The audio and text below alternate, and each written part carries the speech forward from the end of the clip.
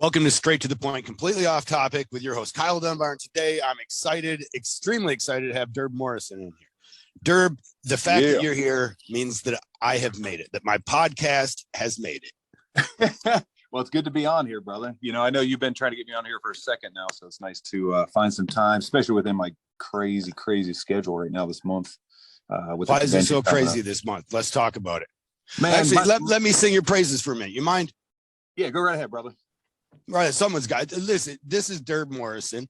He tattooed with Sailor Moses back in Biloxi, and then he started Stained Skin. All these things are icons in our industry of some sorts. He started Hell City, and if you haven't heard of any of the other things he's done, then you've definitely heard of Hell City. If you haven't, then who the fuck are you? Why are you even listening to this? Go somewhere and figure out what the fuck Hell City is. He also started True Tubes, and one of an innovator inside of tattooing. You brought steel tips to plastic tubes. Yes, sir. Which was an important thing back in the day. Many kids won't understand with these cartridges, but that meant something. Yeah, very true. That was a big invention actually for tattooing. Yeah, well, talk about that for a minute then. Oh, wait, I have to finish that. He's also his better half is Cervena Fox. I'm saying that right? Yeah, Cervena. Cervena? Okay. Yes. Sorry about that. No, it's all good. Candy corrected me already once on it because I was. Man, there's so many people so many people say Cervena. So yeah, you're fine, man. I don't think she's corrected me. That's my. And she won't. Yeah, she won't. Right on. She just looks down. Oh yeah, she poor child. I get it. No, but also married to Cervena Fox and on Say Yes to the Dress. Yeah, we had we had the Say Yes to the Dress wedding that was in Vegas, actually. That one we've had 3 weddings, believe it or not. Tomorrow's one of our anniversaries from our the actual like legal wedding date that we did here in Ohio. 3 weddings to each other. We should probably right yeah, for each other. Yeah, I've never been married to any other woman in my life. And that's just so she can get the visa, or shit, I don't know. You tell me, bro. We can't talk we about met, that. Actually, it's funny because we both met in Ireland, and we were both traveling, and I got. So yes, it is for the visa. Yeah, right. He's like, here's my American. So yeah, we met there at the Titanic Tattoo Expo. I got flown into Dublin to teach tattoo seminars. Mm-hmm. And then we drove up to Belfast, Ireland, like 3.5 hours north. And she was just there, you know, signing autographs and meeting people. I think she was performing at the show. So I just stepped up and charmed the panties right off of her. Yeah. Cervena is a burlesque performer. Yes. Yep. Fire performer. Mainly focusing mainly on her burlesque. Yeah. Okay. Well, I got to see her act in Toronto. Nice. And they allowed fire on the set, and it looked like the opening of a Mortal Kombat character. Pretty much. Everything was on fire. Just everything was on fire. It's spinning around. We got some stunning images from that. Yeah. Very entertaining. She's dangerous. Dangerous. Is that what attracted you to her? Yeah, I think so. You know, like I'm sure a lot of tattooers can agree with this, but I can't. I mean. I can't have a girl that doesn't have something going on because I'm so busy too that when we found each other and we realized like, okay, we both have goals, we got ambitions, you know, it works out like that because I have a girl that understands the time that it takes to do what I do, you know, and likewise with her. It's tricky with, you know, tattoo artist relationships because of the time that it takes, you know, for tattooers. So we really need to have women that understand our schedule and support us, you know, at the same time. And I don't know that I've ever seen you guys in the same. I just realized this. I probably has. I don't know if I've ever seen you in the same place at the same time. Yeah, that's funny because I've been mentioning that to her too. I'm like, we do a lot of like, because she does her schedule and I do mine, and then we're like, oh shit, you're doing that show, well, I'm doing this one. Fuck, you know. Okay. So, yeah, lately we've been pretty bad about that as far as like hitting the same shows. Is that what it is, or is it like the REO Speedwagon? What's that? Everybody needs a little time away. Oh yeah, I heard her say. You know what? We don't like the time apart, to be honest with you. but we also think that that's like a really good thing as far as just in relationships in general. Like you said, that everybody needs a little time away. It gives us time when we have a week or two apart to, focus on what we do and separately, and not to forget ourselves in the relationship, so yeah, we'll spend sometimes, we just spent, I think 4.5 weeks apart, which is really difficult, but I had to come here to Ohio where I'm organizing the Hell City Tattoo Fest. I'm training and doing stuff like that. And she had to stay in Vegas because she actually has like a full-time job there where she has to dance pretty much every night or every other night. So it's steady, like a contract. Yep.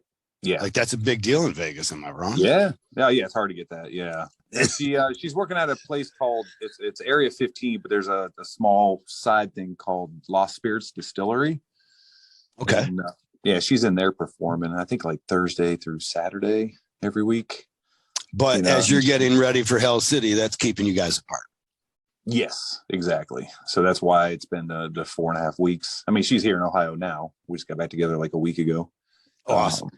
But it works. It gets tough after a couple of weeks of being apart, kind of drives me a little nuts sometimes, but because how else are you going to post a naked photo of yourself? I know, you man. have your naked photo of your wife. We can't put out to make it okay. Photos, all the butt cheek shots everywhere we go.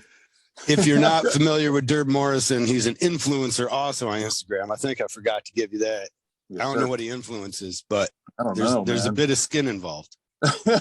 There is a bit of skin. I think people are just following me from my butt cheeks or my wife's butt cheeks. Well, Candy was going through it and with me, we're doing a little research, and eventually she finally saw your butt cheeks and she was like, well, about time we saw some man ass. Welcome to the club. Welcome to the club.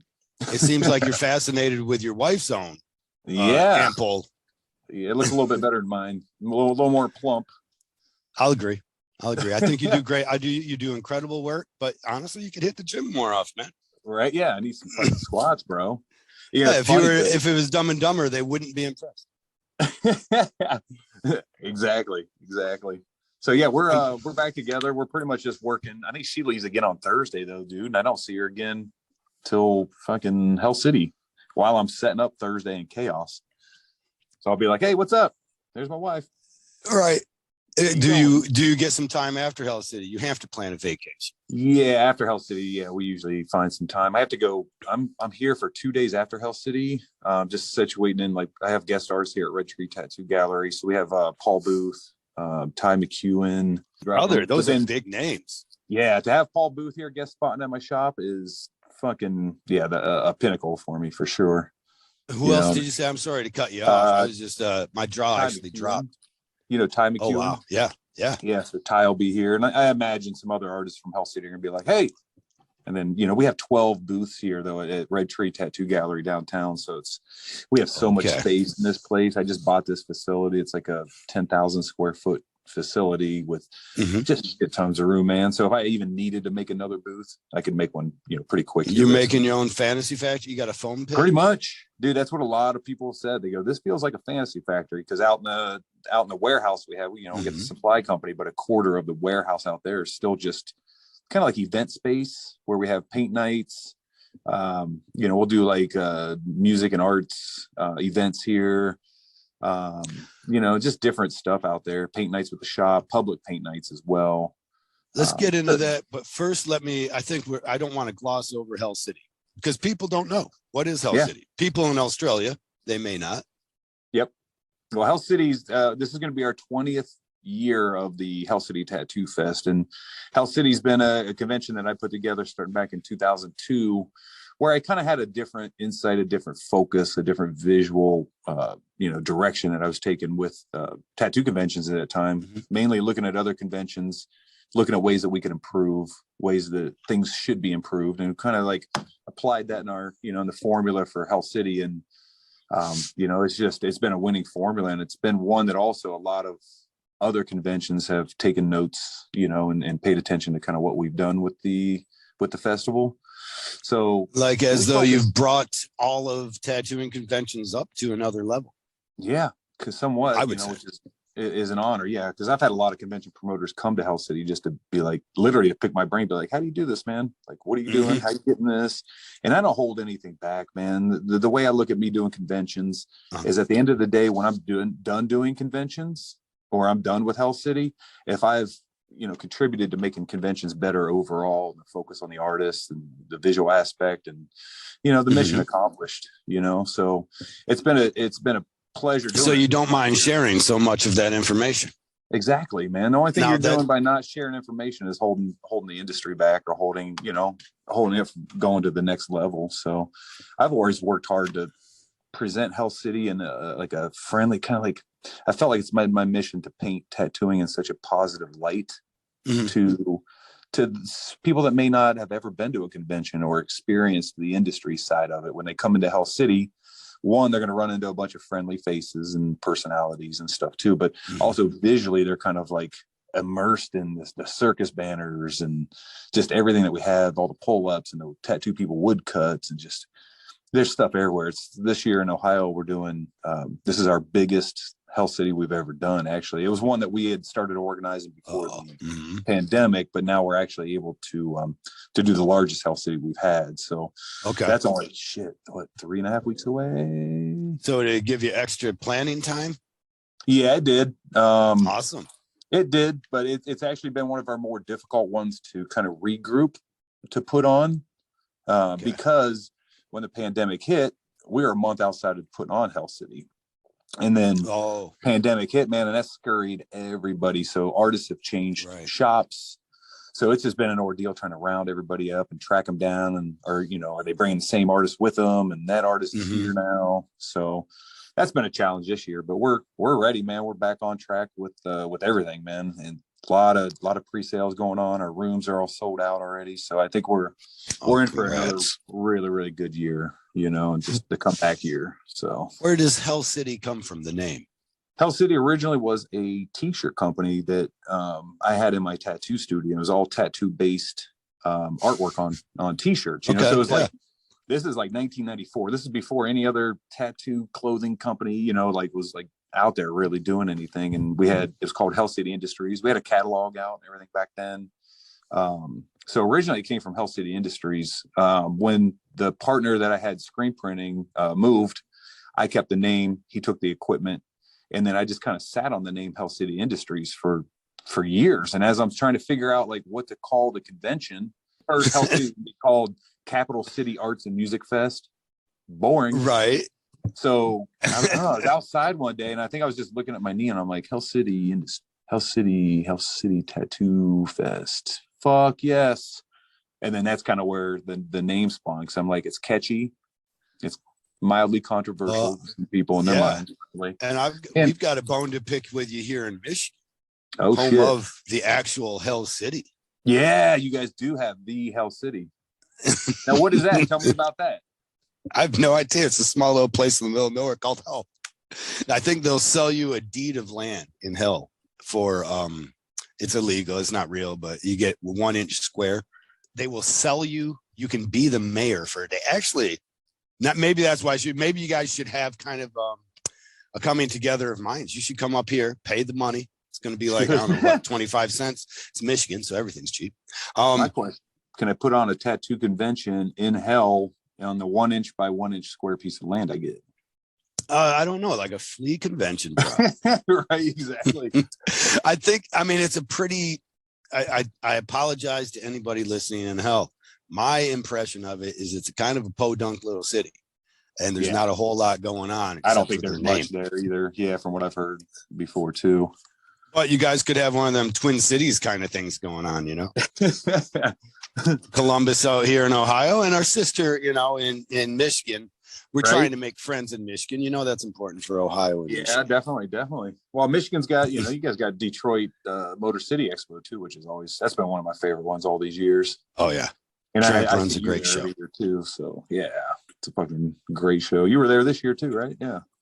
Yes. Yep. It's just a fun show to go. I don't know that actually I worked a lot this year, but usually I try and just have fun. Yeah, it is a fun show. It's usually my most costly show because of that. Like when I at the end of the weekend, you're like, oh wow. Well, but all our friends are coming in. You know how it is.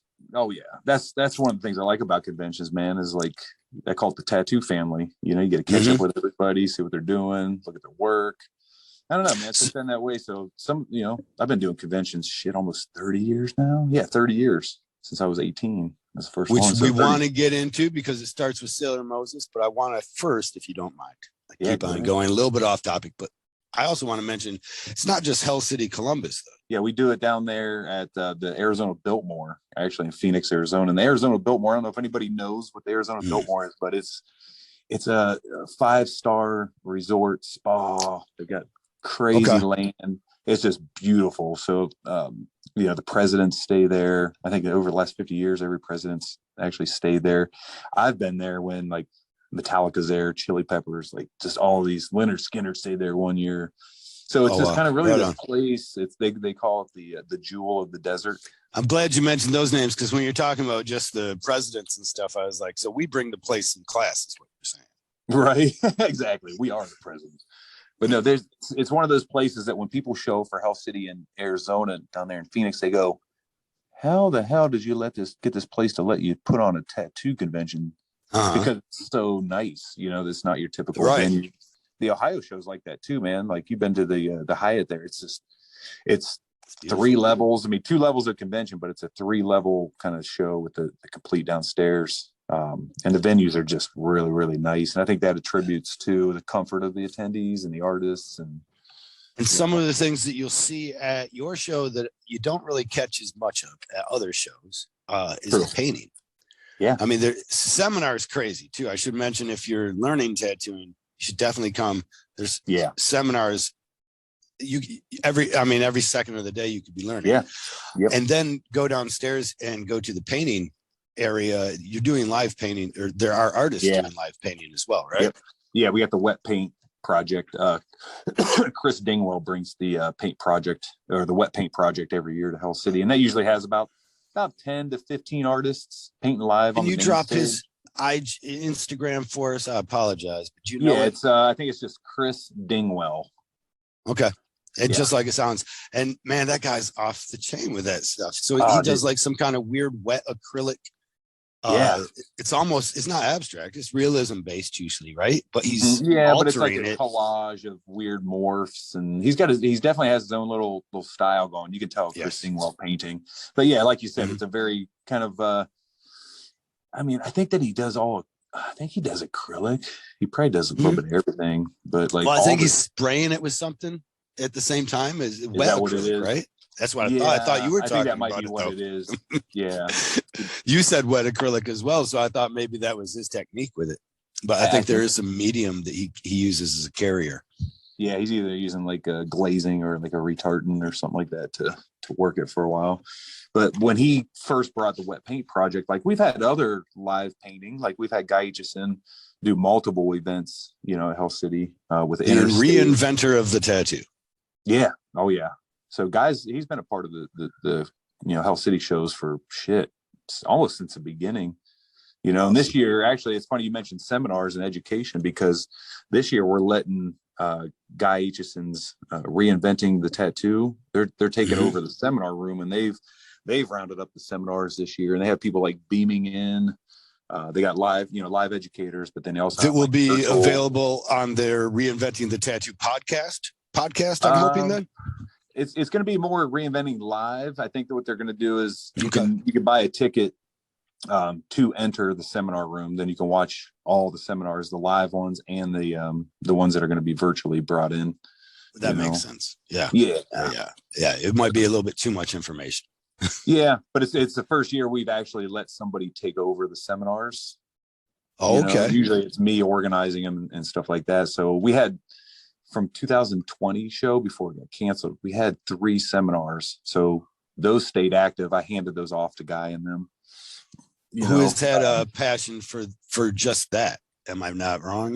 For education. Yeah, a lot of what they're doing. I mean, they're doing like full college course type stuff now on that Reinventing app, where you have like college courses, and so it's actual first kind of like college based course on tattooing. Okay.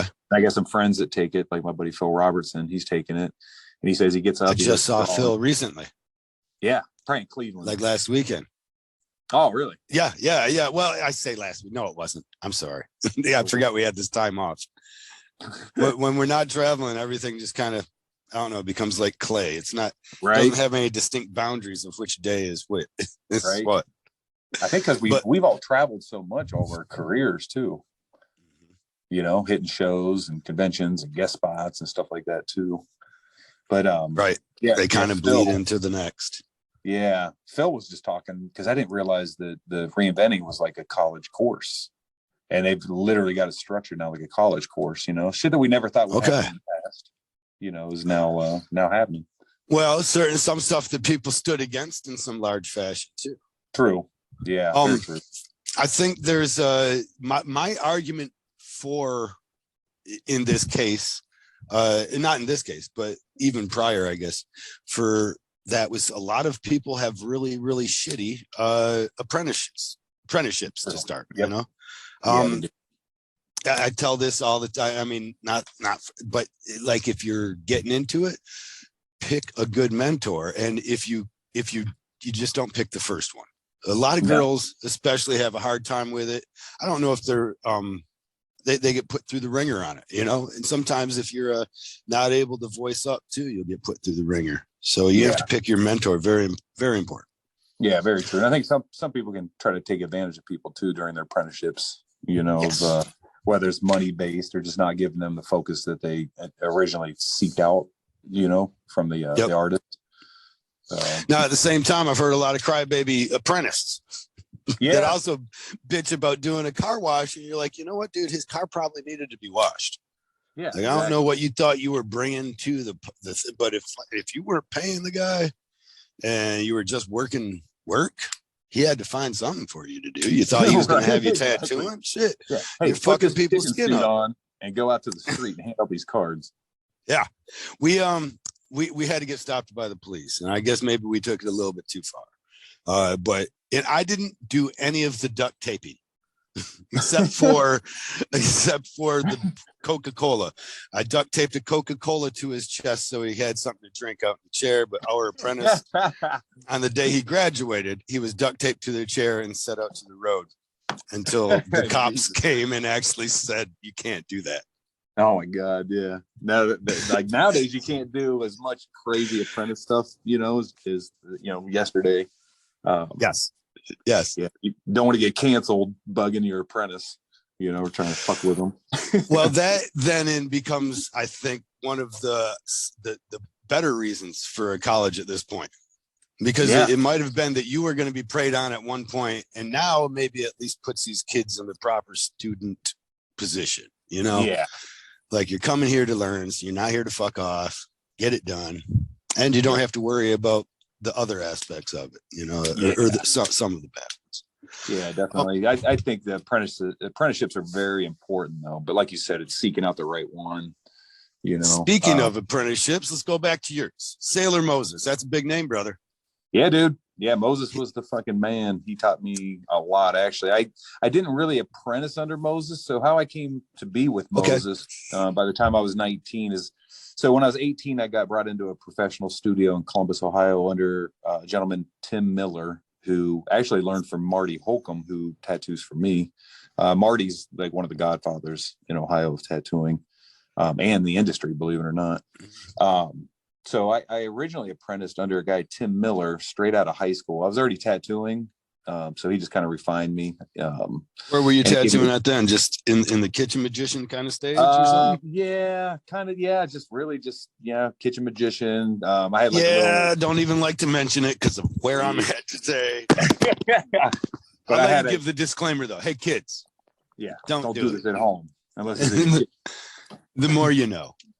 So I went pretty much straight out of high school into a studio. You know, I did, I think, 6 tattoos the first day I worked in a shop, and made a pretty good amount of money that first day. And I'm like, holy fucking shit, you know, this can actually be a career. Like, all these people tell me I'm wasting my time and thinking I'm some punk skateboarder that's just tattooing everybody. Like, I can make this into a career and prove everybody wrong.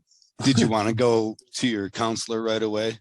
Just throw it in his face, right? Drop a wad of cash on his desk. No, here's the funny thing, Kyle, is that I got kicked out of the house at 17 by my father for doing hilarious. What a punchline. Yeah, dude.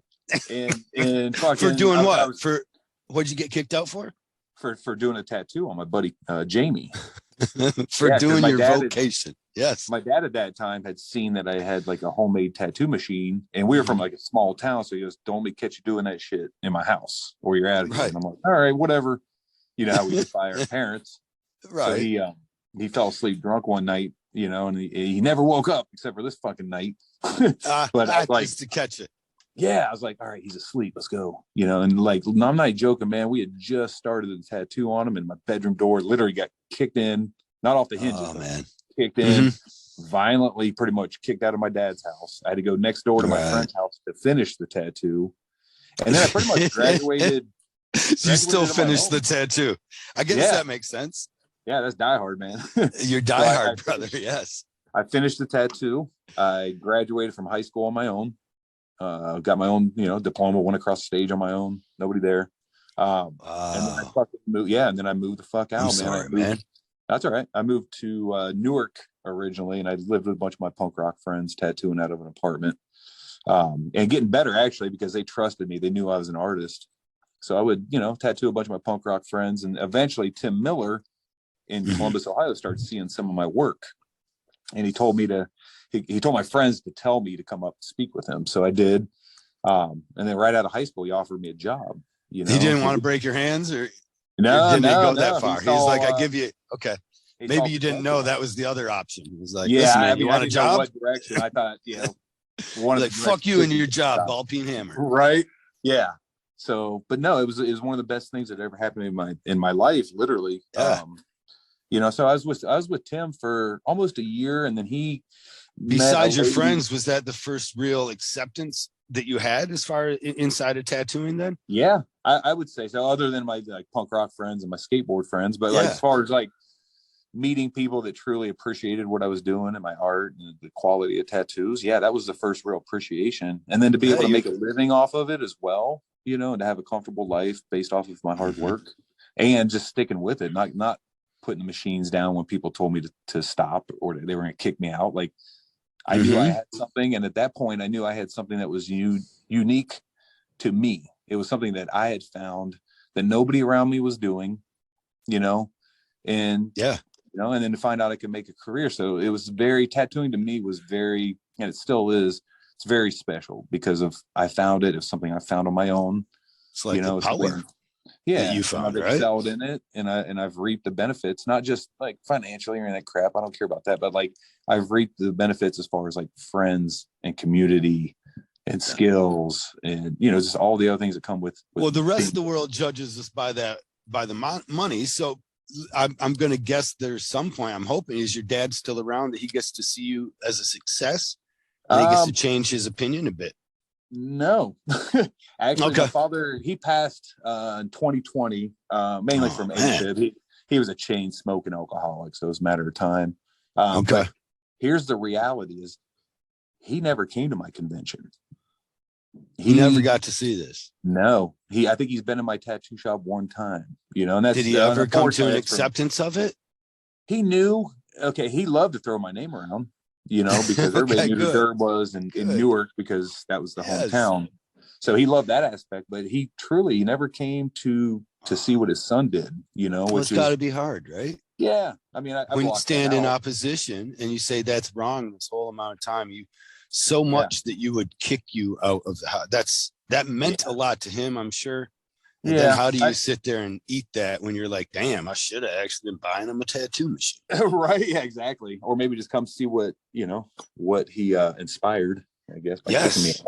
You think that was the drive? I mean, part of the drive, because I mean, everybody's your punk rock friend is giving you acceptance, but that also means that there's more people, in my opinion. That means there's more of society saying don't. Yeah, I would say that that's logs on the fire, you know, that keeps me burning. Is when people either doubt you or like that. Yes. That instance, you know, where I'm like, oh yeah, watch this, watch me go. You know. Yeah. So now I think, you know, in ways things are meant to happen. You know, even though he wasn't really aware what his son did or how big of a production that I did. I don't know. It's a powerful thing too. I hope that there's a lesson for anybody that's not wanting to buy this, thinking about kicking their sons out for tattooing. Like, right, exactly. Maybe buy them a machine, man. Just saying.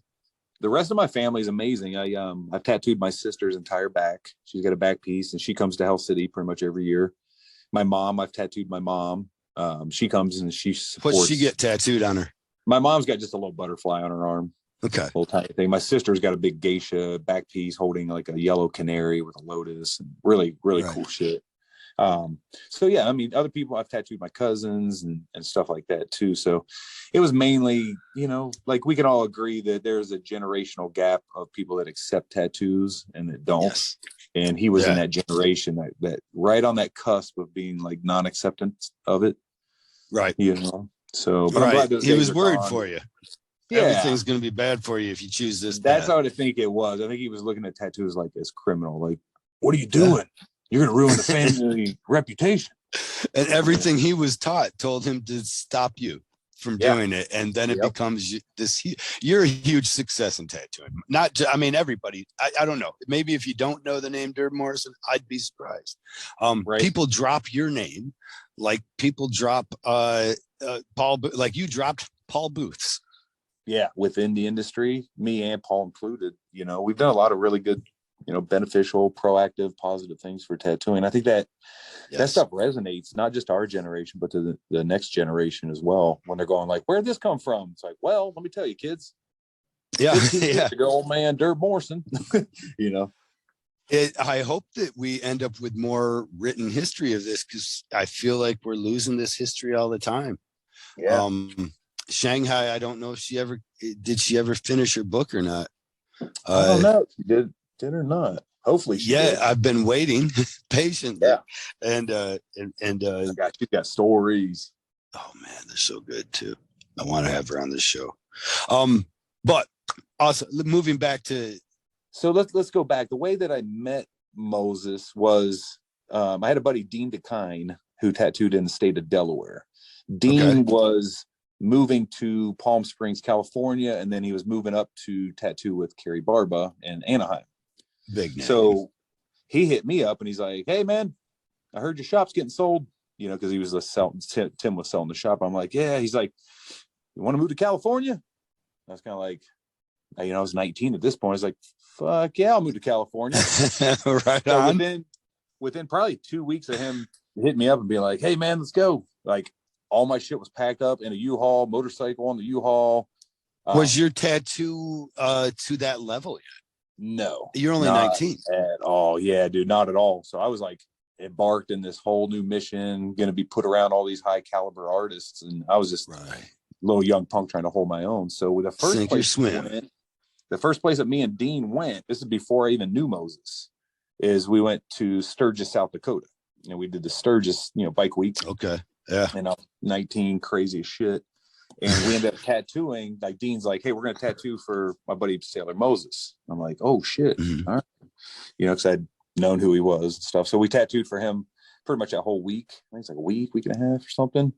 And then after that, he was just kind of like, hey kid, you ever want a job? You know, come down and see me. Because he was like, he liked my tattooing and my personality and all that. So, but I didn't take him up on the job right away. I moved out to Palm Springs, California for about 2 or 3 months with Dean, and we were tattooing at a shop there. And then we moved to Anaheim and he started tattooing for Carrie.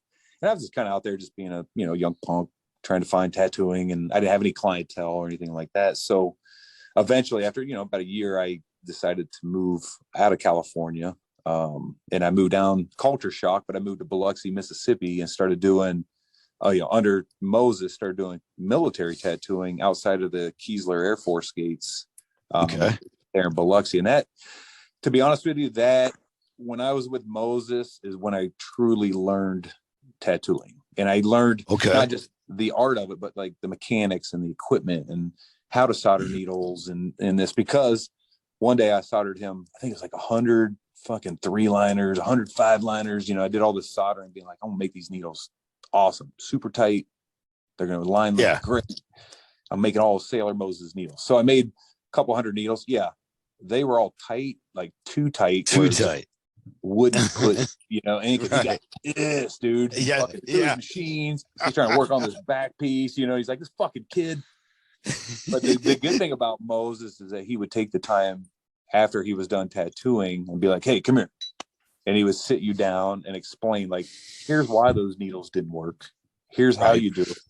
And he kind of like microscopically started breaking tattooing down for me, while I was with him. And my speed for tattooing was going up because I was doing military tattooing. So I had to like get them in, get them out. Yeah. Right. Yep. So I was there for a while. And then after that, I ended up heading back. I think I came back home for like holidays. And that's when I decided, I was like, you know what? I miss my hometown, miss my friends and family. And I decided to open up my own shop. Well, no, I heard there was plenty of not just your growth in Biloxi, but also that there was plenty of wild times to be had for you. Oh, is that also Christ. So after you get turned loose on the town with a pocket full of tattooing money, is this because we also know Durb Morrison as you could have took a different turn. I don't know, maybe you're just a worse skateboarder than Mike Vallely, but you've got your own viral moments. Yeah, that was my other passion, was definitely skateboarding, and I was playing in punk bands and stuff like that too. So, but was that where you were playing in down south? Was punk? Were you in a punk scene in Biloxi? I got more into punk, playing in a band back here, actually, 1994. Yeah, is when we started a band called Numbskull, and it was just punk rock, singing about drinking and smoking and just being, shit bags, pretty much. Yeah, your favorite shit. But that was a lot of fun, man. It was coming back here and having the shop, being in a band again. So I was in bands in high school. So yeah, it felt like it all came full circle. Is that I was meant to go on that road trip journey for a few years to learn tattooing, to meet people within the industry, to go to these conventions that we were hitting in the meantime too. So those are major defining moments for my tattooing, I think, and me meeting a lot of people back then and stuff like that too. So, but yeah, then I opened up Stained Skin in 1994, and that was a flavor that I brought back here to Columbus, and there was no other shop like it, man. It was a bunch of young kids doing like new type, like neo-traditional and just all these new styles and shit. We were out on the streets flyering and putting stickers on everything. And just, did you have a street team?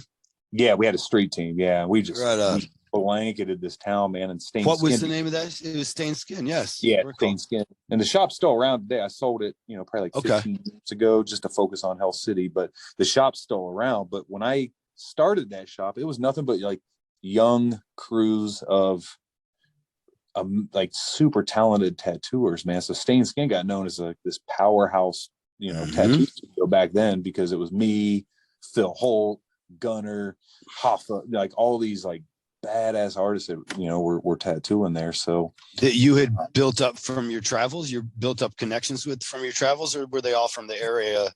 I think it was mainly people coming into my shop looking for jobs after they had seen me in the magazines. So I was getting a lot of articles. I want to work with Durb. And they come in, and if they're tattooing and the personalities were strong enough, I'd be like, fuck yeah, join the team.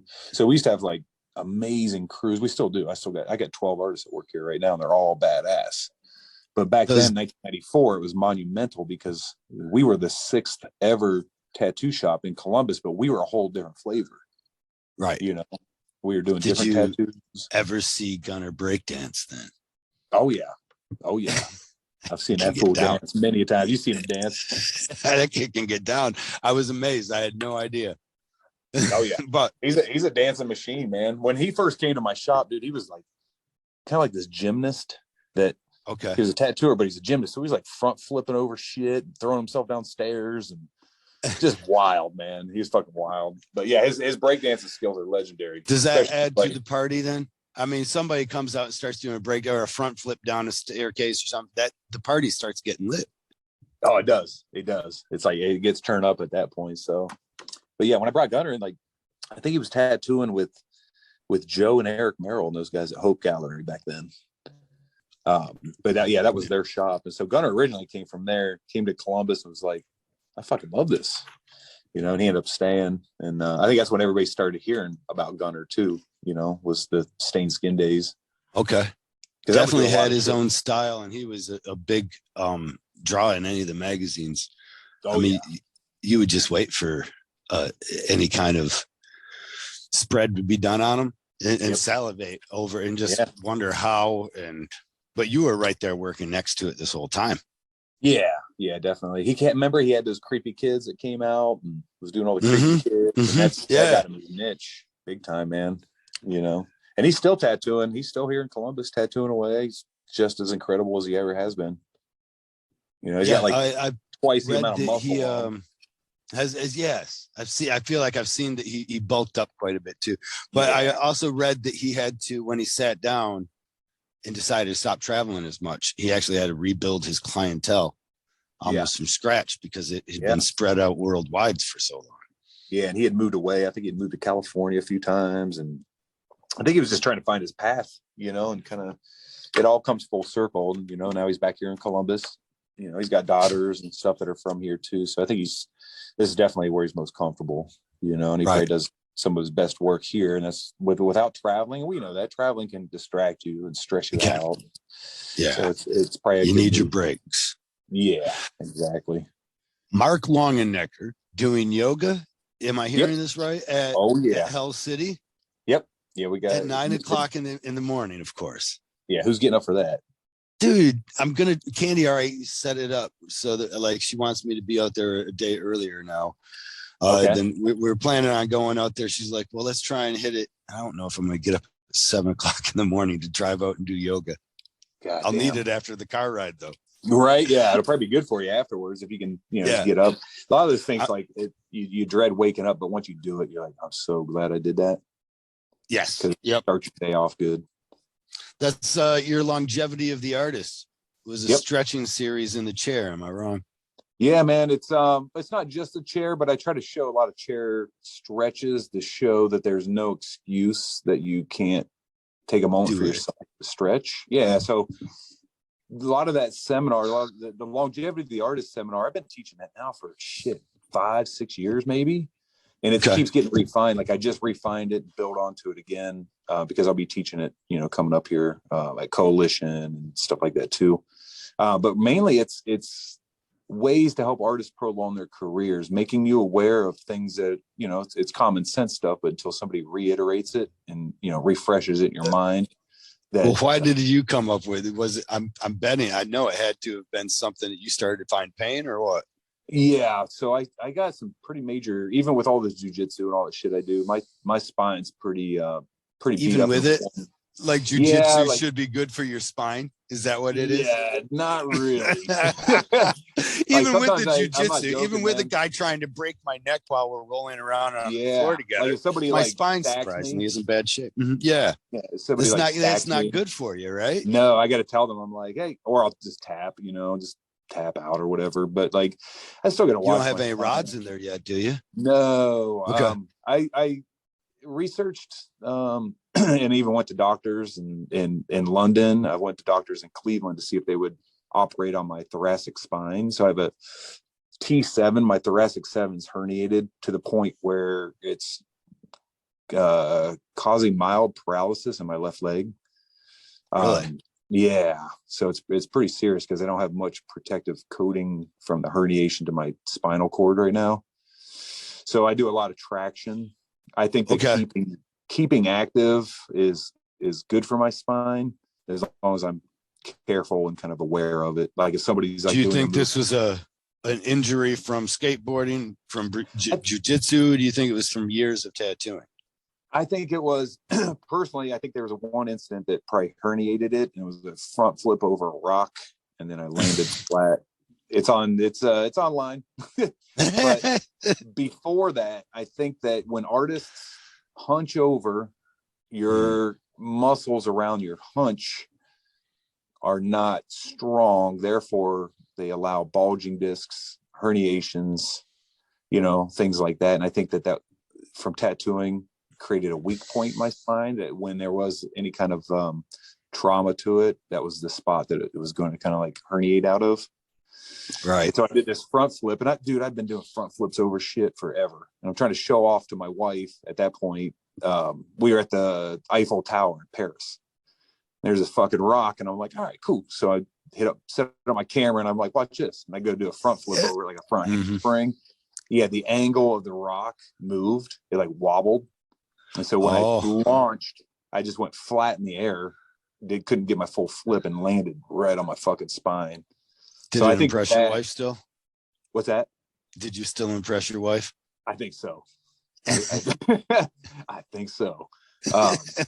But ever since then, you know, the herniations kind of give me, you know, some problems. It feels so much better now, though, man. There's a point where, I mean, I almost had to quit tattooing completely, quit jujitsu, just because I could barely walk at one point when the herniation first started. It was so much pain, and my leg was like, felt like and the only thing you've done is this constant care kind of stuff. Yeah, man, it's daily been over 3 years of physical therapy that I do to myself. So it's a combination of rollers, traction. Like I hang from straps. I don't really do an inversion table. I hang from straps from my arms and elbows. Okay. And that allows the rest of my body to kind of sink and elongate my spine. So yeah, I've had to be really, after I realized that, like, yo, dude, you could go paralyzed from this shit, you know, that I had to really start doing everyday therapy, massage, you know, just kind of doing whatever I could. So I'm now out of pain. My leg still is mildly numb, my left leg. So I have issues with that kind of. Maybe sometimes I'll kick stuff as I'm trying to raise my foot over like a little thing, you know. Okay. But it's way better, and I'm out of pain, for the most part, out of pain, like I was mainly from traction.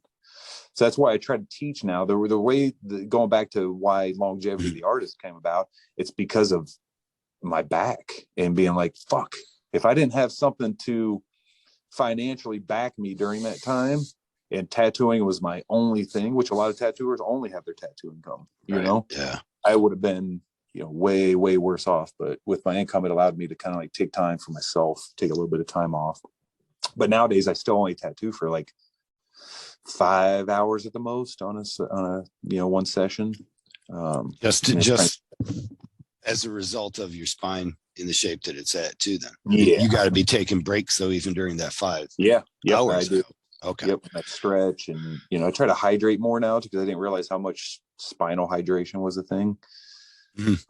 So a lot of this stuff I've brought over, and I've tried to be like, okay, what can I teach with the Longevity of the Artist seminar that will really help prolong people's careers or get them out of pain, or even diagnose what's making them in pain. Like, are you dipping to the wrong side? Are you twisting to get to your ink? So I break stuff down for people now and just try to help artists' careers, man. I think, like I said, with my conventions, at the end of the day, when I'm done or I die or I fucking move on or whatever the fuck, like whatever I do now will hopefully resonate with artists and conventions in the future. And that's where it is currently, I know. Yeah, something I'm pushing with my Longevity of the Artist seminar too. It's online now, but I'm going to start pushing it, that I think that modern day tattoo apprenticeships should also include a health focus, mainly going like, all right, kids, you know, like this is all glorious and all, but like, you can have a bad back in 10 years for the rest of your life if you don't pay attention, if you're not aware to the things that happen to your body when you're so stationary, when you lock your hips down and you deactivate your lower body, and then you're trying to stay, you know, like upright while you're tattooing. It really creates a lot of health. This all makes great sense, because I think we could also do with teaching them a class in avoiding strippers and cocaine. That's my other seminar, actually. It's like, it's going to happen. You will be propositioned with these two, and it's going to seem awesome. Trust me. I've been enjoying teaching this seminar because I feel like I see a lot of apprentices in my crowds nowadays, or like studios that are sending their apprentices to take it, you know, and I think it's great. So the next time I teach it, I think, is at the Coalition for Tattoo Artists in Vegas. Awesome. You're not teaching it at Hell City then? Too busy? Man, yeah, I'm dragged in too many directions during Hell City. Like, that's why I don't tattoo at Hell City. Like, literally at Hell City, it's mainly like taking care of the artists, making sure the events are going on time. There's so many fires to put out constantly that when you see me, you probably see me bolting down the aisles, right? Just walking as quick as I can. One, so I don't get interrupted, but two, I'm usually on my way to like put out some fires or get something started, you know. Well, typically, I mean, that's kind of the unfortunate thing about having friends that are promotion. You know what I mean? Like we kind of like, hey, good to see you. Hey, good to see you. We'll talk again at the next show. Yeah, we'll see you at the other guys. We'll see you in DC when Piper's running it, and we'll see you in when I'm not running at Villain Arts. Yeah, when you're able just to actually talk. Yeah, it's that's what I love, is when I get time to talk to people. What I even tell people before Hell City is like, hey, maybe people that haven't been there, I'm like, hey, if I'm short with you, or if I'm give you a quick handshake and I'm on my way, I was like, don't think I'm being rude or anything. I was like, I'm in a very different mode during Hell City weekend. I'm in a festive fun mode, but I'm also very business, get shit done, take care of we've seen these shows where people take it very differently. Oftentimes they're not tattoo artists, and it just goes so south, and it's just not. So I appreciate you doing that, I guess, because I know that someone has to. Mm-hmm. I just experienced one of those shows where the promoter, and there's nothing really against promoters that aren't tattoo artists, as long as if you're doing your job, you've got a job to do. Or if you know the industry and you know how we think and how we operate, to be able to cater to a crowd of tattoo artists. To me, being a tattoo artist is the most beneficial thing, because we know how we think, we know what we need, we know how it works, but I've been to conventions. Even recently, I did one in Tampa. It was not Velvet Arts. I'm not going to name the show, but it was. I talked about it near the Bay. Let's just say, near the Bay. So the show was put on by a promoter that didn't tattoo. He was just a club promoter, dabbling in. And here's my problem: a lot of people are getting into tattooing and tattoo conventions and owning shops that weren't artists before. They didn't have fucking any interest in tattooing until it got cool, got public. And more popular and things like that. But the problem is a lot of, the people that are doing that are coming in, they're not educated. They're not even educated on the safety of biohazard, man. Like that show in Tampa, the guy wasn't even educated on biohazard stuff. And that's why their board of health is actually putting a case against them because of and that's the stuff that looks so bad on us, or could hold someone like yourself back. Say you're going to another town. And I've worked hard all these years to, especially as a convention promoter, to represent tattooing in the best light possible, to give it a positive, professional, friendly, safe, everything. And then to have somebody come along, 20 years later and put on a show that should have gone on in 1988 before everybody knew what the fuck was going on. People, getting into the tattoo industry just for the fame or for the money, but not really for the art and for the integrity of the industry, and that's where I've become a lot more. You've seen me recently becoming more vocal about that, because I've been very passionate about conventions in the industry and stuff like that. And then to see some Yahoo come out of fucking nowhere and put on one of the worst shows, I'm like, you just misrepresented every artist and everything we've fucking done all these years to build conventions up. So, I mean, there was stuff going on at that Tampa show that, including prostitution, that were just unheard of, man, at a tattoo convention. I'm like, that was not a tattoo convention. That was a fucking show put on by somebody that, had their own idea of what a tattoo convention is without even going to any of them. I've never seen that promoter at any other shows. So going back how do we educate ourselves to stay away from these things? Is there a formula, or do you know? One of my, and see, I don't want to say the wrong things here because I know people are still wanting to put conventions together, but with some of my new roles recently from some of the shows I've been attending that I'm not impressed with I'm not doing any more first year shows personally because I want feedback. I want to see how, I don't want to spend 5 days of my goddamn life to spend much money to fly in somewhere and then to find out I don't even have pipe and drape, or I got to put up my own booth, or these shortcomings. So me personally, what my requirements are now, I don't do first year shows. I don't do shows anymore that aren't close to the venue or close to the hotel, like where you got to jump in your car and you got to drive fucking minutes back to your hotel. So and that says to me, like the one in Tampa was done at fairgrounds, man. Look, in hindsight, I'm like, what the fuck was I even doing there? Right on. So he blew all this smoke up all the artists' ass, and they got him there. And then it was just, I was just there like, what am I doing? How did I come to this point in my career that I'm working a convention put on by somebody that doesn't tattoo, that didn't even get pipe and drape? Like there was no pipe and drape, bro. Start to question whether you're a failure yourself because of the failure of the show that brought you out. Yeah, it was like life questions, like what am I doing? What is my you had a life full existential crisis, huh? Yeah. So it was one of those things. So I don't know. It kind of literally just brought me a recent awareness of things I need to look out for with everybody trying to do a convention nowadays. There's 4 or 5 conventions every weekend, man. There's 4 conventions going on Hell City weekend this year. You know, it's getting so flooded, but it's up to the industry and artists to be like, okay, which ones are the ones worth, time? You know, which ones are the ones worth supporting the artists and industry and really helping it get to the next year? The only ones that Candy and I have done that we've ever, and we learned early on, I guess, was you want to know somebody. You know somebody's been, and that's a good one too. Like you got to do a first year show. Yeah. Hopefully it's just to support your friends that are doing a first year show. Like I would do that if it was one of my buddies that tattoos, and I know they've dedicated their lives to it and they've put in their time. Like I'll support them. And that's what I say too a lot. I mean, and this is no offense to anybody listening that doesn't tattoo, that puts on a convention, or doesn't tattoo, that owns a studio. But my personal opinions are: sit on your ass and make tattoos for 10 years before you cash in on tattooing in any other way. Yeah. Put your time in, show you're a tattooer, and then you can reap the benefits of what you've dedicated your life to. If you've dedicated your life for 2 months, I got my first tattoo, now I want to put on a show. Oh, wait, I want to shop too. Like, get the fuck out, man. Dedicate yourself. So I think that, people shouldn't come into the industry. And I know this is just my opinion, everybody, but like, I've worked really hard. I've sat and I've tattooed myself handicapped with my spine and, eyes and back, shoulders, everything. But like, give tattooing part of you before you take part of it.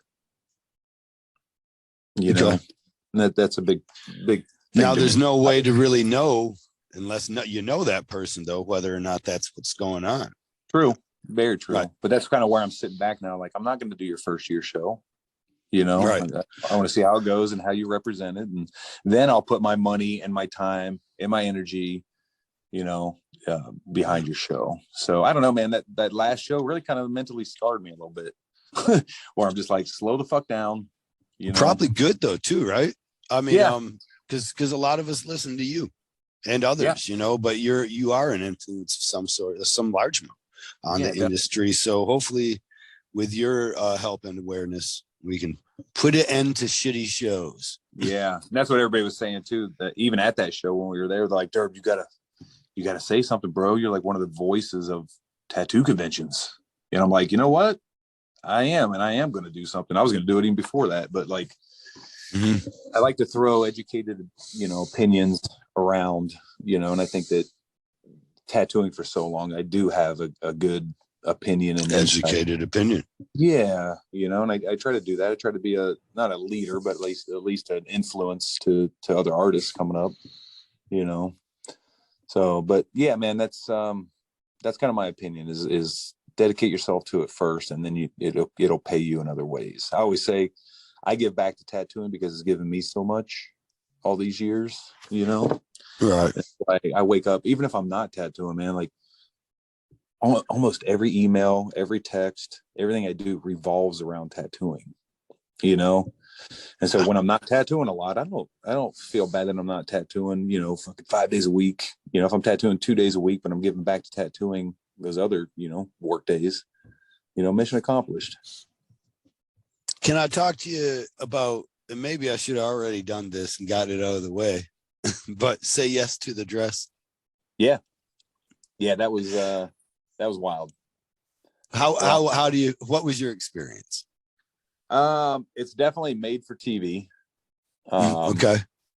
It was, it was a nice wedding. It didn't feel like an official wedding because fucking cameras and this and that and do this part again. So the whole made for TV part, you know, they pretty much paid for everything and did it all there. It was windy as fuck though. You can't see that. Like you could probably see it in a TV show a little bit, but man, the wind was gnarly. Like her veil fucking flew off during it. It was pretty crazy. But we did like 3 days before the wedding, you know, green screen stuff, talking and the prep press stuff, like green screen for press. Okay. Yep. Like all the green screen for all the TV, like interviews and stuff like that. But then the actual wedding, once we got out there, everything was done. Boom. Wedding was like 30 minutes, if that. So, right. Of filming all that. Right? Yeah. That pretty, seems like pretty quick. Like a lot of build up for nothing, huh? Yeah. Yeah. But it was good. You know, it was an experience. That's why you got married again twice afterwards, I guess. Right.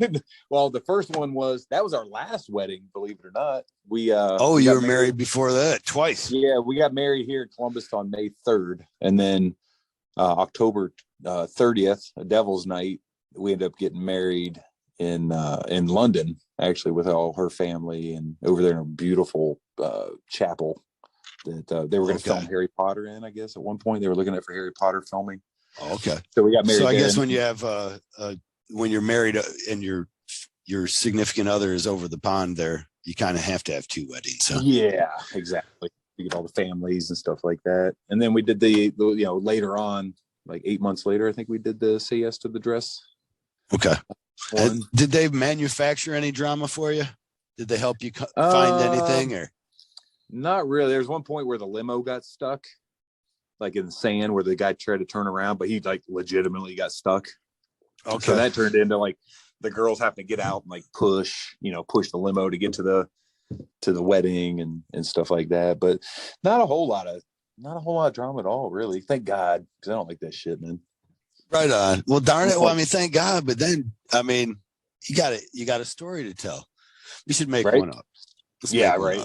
Exactly. They wanted the wind to be bad, so they actually had off-screen fans. Yeah, they had the fans on trying to make it windy. They brought jet boats from Tampa. Right. So, but no, it was interesting, man. I've done some other, television stuff over the years too, but what have you done? Well, I've done it was called The Works, that was on the History Channel. Tattoo Wars, that was on TLC, I think. I remember Tattoo Wars. Yeah. Who'd you fight against? I didn't fight against anybody. I was on there because it was at Hell City, so I had like a speaking part about what we do at Hell City, stuff like that. Who was it that they were featuring? It was Gaethje versus Aaron Kane. Oh wow! Fuck yeah, dude! That was amazing. Yeah, man. I wish that show lasted longer. That was really good. That's the problem, man. Is the good shows don't have enough drama, but they're more artistically filled. So they're like, this doesn't appeal to people because everybody loves fucking drama. Did you ever see Epic Inc., a show about a bunch of geek artists that just did geek tattoos? It was so awesome and didn't have any drama. Oh, it was so good.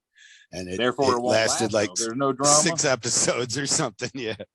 Yeah, like that shit. It's sad that people think like that or that humanity's like that. You got to have drama to keep people's attention. But. I think a lot of it too is just the wrong. Like people have the right ideas, and if that were on a different network or had the right money behind it, I think things like that could be a success.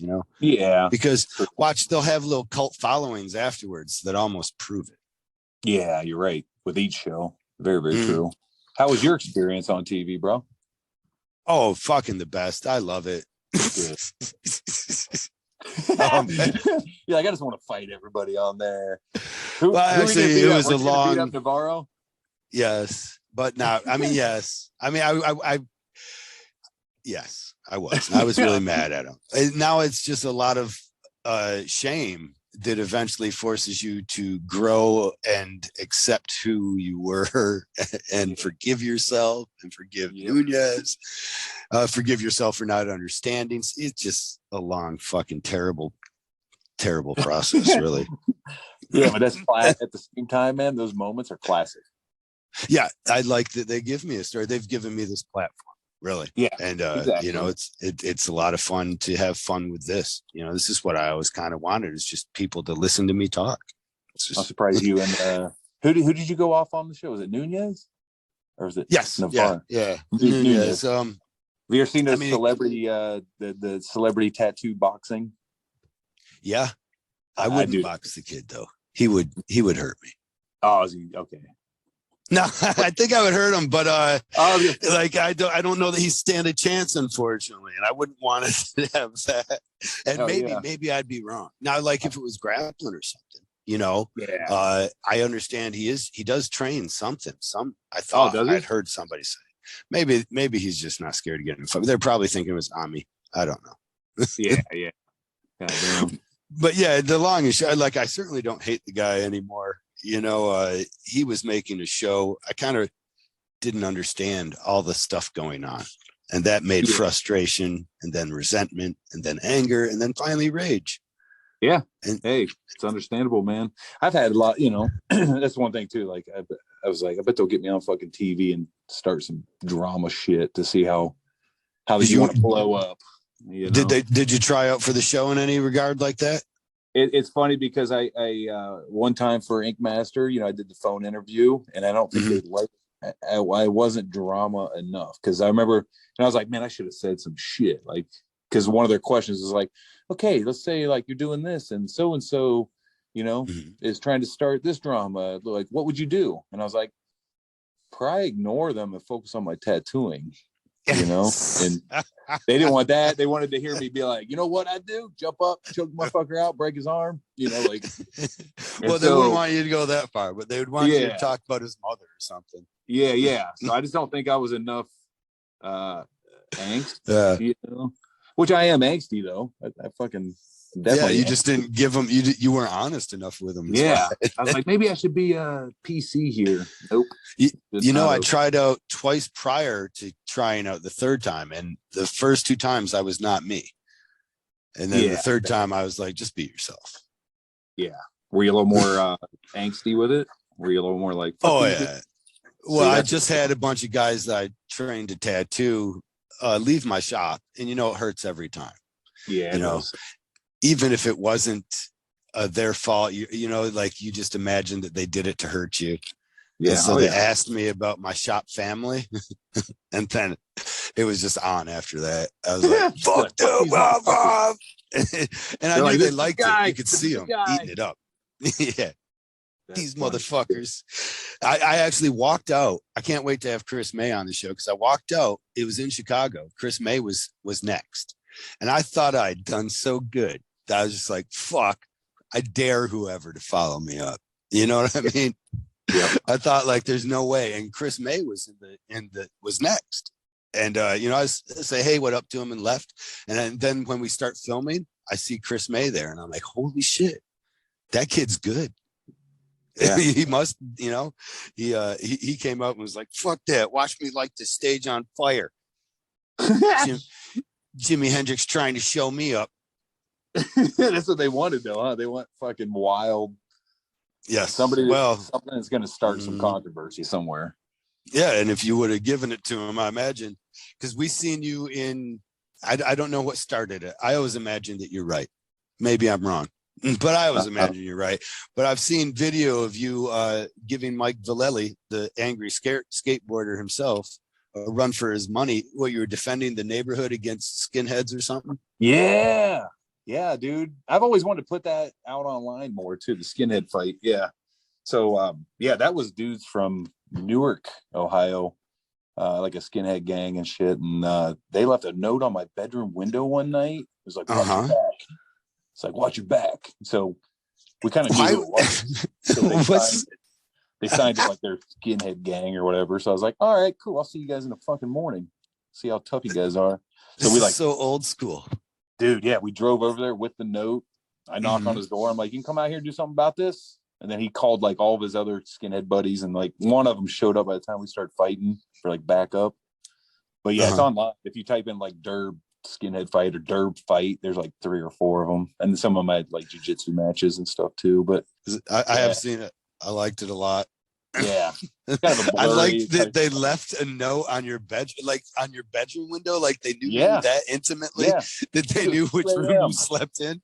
Yeah, 2 a.m. I heard on my window. And then I opened the curtain thinking somebody's gonna be like, who the fuck? And it was just a note taped there. It was like, watch your back, Northern Hammer Skins. I was like, huh? Northern Hammer Skins love you. Do you Yeah, love them? right? Yes or no? Circle the appropriate answer. We'll see Right. 3:30. I just stayed all calm, went back to bed. I was like, I'll see you guys soon. And then we like drove over there with the camcorder and whooped his ass in front of his sister and his friends and everything. Oh man.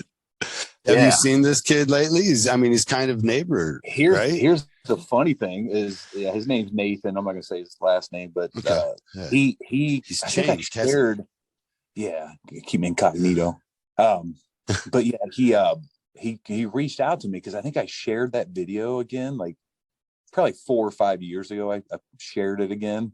Okay. And he fucking messaged me on Facebook and he's like, hey, you think it's fucking funny putting out that fight video? Like, he started saying some shit and he's like, you want to go again? I was like, I'm gonna whoop your ass worse this time. You know, I've been training, bro. Yeah, I was like, I've been training since then, dude. Like, you're right. And I just started being like, I was like, I'll bring the camera again. Let's do this. Let's do a and he was like, man, I don't fight no more and this and that. I'm like, then don't say shit online, dude. Your position was stupid from the sunset. Exactly. Well, yeah, that gave twice the pleasure knowing they're, racist and shit like that too. So, and I thought he was going to reach out to you and be like, dude, I'm not like that. I'm actually a minister now. I feel terrible about I think he did. And I think that's where he was just like, why are you putting that? I think he's probably embarrassed that I put it out of him being a skinhead when he was like 17 or 18 or whatever. Well, you gotta own up to it and repent. Yeah. Yep. It's funny because I got a fight coming up in 2 weeks. Another guy left a note on your door? Yeah. No, it's funny because I'm fighting a pretty well-known rapper on May 14th in Vegas at the High Rollers. It's High Rollers Jiu-Jitsu, so it's kind of like a weed-based tournament. And then they put together kind of like fun shows, and the show that I'm competing in is called Celebrities versus Influencers. So like, I'm the influencer, so I have to fight a celebrity. And celebrity rapper they gave me, I don't know if you guys have heard of Mac Lethal. I have. Okay, yeah, I didn't hear about him either. I'm worried for you though with that name, bro. Yeah, Mac Lethal. Yep. So I fight him on May 14th, man. So this month. And what's your prediction? My prediction is I win. I'm gonna fucking do a sitting sweep on him, take him down, and then just smash really, and look for the submission. Have you studied this guy at all or not? There's no footage on him anywhere. So he's a purple belt. He's 10 years younger than me. He's a purple belt. But the thing is I'm kind of like a new purple belt. So I'm like 6 months, 7 months in on my purple. He's been a purple belt since 2019. So he's already been a purple belt 3 years, which means he's close to a brown belt. So I may feel higher level shit when I'm in there, but I roll with brown and black belts, often. So do you guys have a weight class system or anything like that? Or there usually is. He agreed to our weights being a little bit different. He's 10 years younger, but he's 15 pounds lighter. Okay. Which is good for me. For you. Yeah. The age thing isn't, because the one thing I know is as I get older, like my cardio is getting, it's like changes a little bit as you get older and stuff. I'm smiling because I'm wondering, I think I feel froggy sometimes. Somebody's looking at me sideways at the Home Depot, but I might not want to find out. Yeah, foot sweep them, take them down. I'm kicking in the balls and then poking in the eyes now. There's plenty of weapons. Run away. Home Depot. If you could start a mortal combat. I think I'm just wanting to run away now. Right? Or even, you know what? Just avoid. Yeah. I think I'm that part of my age. Even with all the jujitsu and shit, and I've been in a lot of street fights over the like nowadays at 49. I'm like, I don't want to fucking fight. Like, I like doing jujitsu. Don't get me wrong. That's like a sport. That's it keeps me really gritty. But I'm not out. I don't look for fights. I don't start fights. None of that shit. You're gonna Batman if you saw somebody getting beat up in the alleyway? Yes, I would. You would? Yeah. Still got a bone to pick you with I guess it isn't really alleyway, and you've denied it every time I've put it to you. You though told Marshall Bennett to go to the Surly Girl in North Oh, Ohio, yeah. Downtown here. You denied it when I asked you. Now you recall? What did I deny? That I told him not to go? No, told us to go. He was like, "Where can we get a good steak?" And you're like, "You gotta go to the Surly Girl." And we get in there, and there's nobody in there, you know. Really? And then as people started to come in, yeah, everybody looked at us and they were like, "Oh, there's like some butch takeover at their bar," and they would leave. And then we start looking around at all the signs, and we're like, "We are in a gay bar." And then we walked out on the streets, and we realized we were in like a gay district. Yeah, Shore North. Yeah, Shore North is like arts. It's like food, arts. But yeah, it's definitely like, I think Columbus, Ohio has like the third largest gay population next to like Key West and San Fran. Yeah, so yeah, a lot of high street is a lot of like gay owned businesses and stuff like that. Surly Girl, you might have went in on like, you know, like a lesbian night or something like that. Nobody was in there. It just was early, and I think it was Sunday after the show. Oh yeah. So they just happened to be open. Nobody's in there. And we didn't really even look around to get an idea of it until people were coming in. We're, cool. Some people are going to sit and I said, fill this place up. It's kind of quiet. And then we realized like we were the fart in the bar, like they were like, oh, you guys are like the straights. Yeah. They're like, there's no way we're going to have fun in there. So we ruined the bar. I could have sent you to like Bob Evans or somewhere different. We actually kind of loved. Now it's the story, but it made it funner. We realized it finally when somebody saw it. The sign said, "Leave the booty or surrender." Yeah. Leave the booty. No, leave the chest alone. Surrender the booty. Is that what it said in there? Something like that. That place is cool though, man. Like if it would have been awesome. And gone on like a normal night, we used to go in there, right, have fun and have dinners and stuff like that. It was kind of like one of those themed bars, so I think it was like cowgirl kind of themed. Okay, I think it was pirate when we were in there. Do they change? Maybe they reinvent themselves. Yeah, pirate. I'm sorry. Yeah, definitely. Pirate. Okay, I was gonna say, man, maybe they reinvent themselves. Like, I mean, most gay. I wish it would have worked out better for you. Oh, it was awesome. It was awesome, really.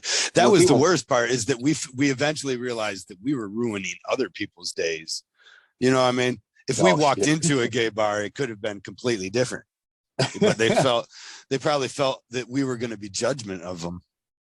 Yeah. I mean, the gay community, from what I know, the gay community in Columbus, is just really cool. We got a lot of gay friends here and stuff like that too.